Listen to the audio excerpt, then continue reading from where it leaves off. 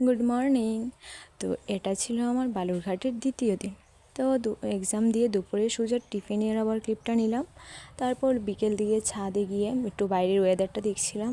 আমাদের হোস্টেলের ছাদ থেকে বাইরের ভিউটা অনেক সুন্দর, চারিদিকে শুধু ধান ক্ষেত আর ধান ক্ষেত। আর তোমরা এর আগের ভিডিওতে তো দেখিয়েছিলে যে আমি বালুরঘাট চলে এসেছি।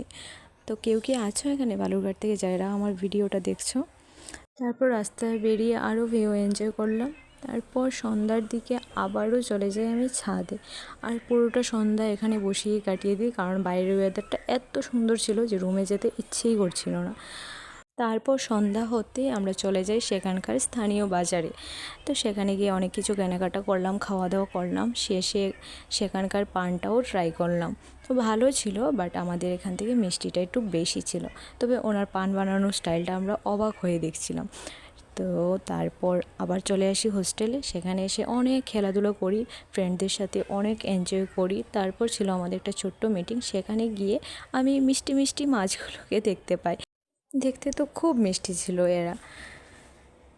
তারপর আবার ফ্রেন্ডদের সাথে কিছুক্ষণ আড্ডা দিয়ে চলে যাই রাতের খাবার খেতে। তো হোস্টেলে রাতের খাবার দাবার খেয়ে গল্প টল্প করতে করে খেতে অনেক রাত্র হয়ে যায়।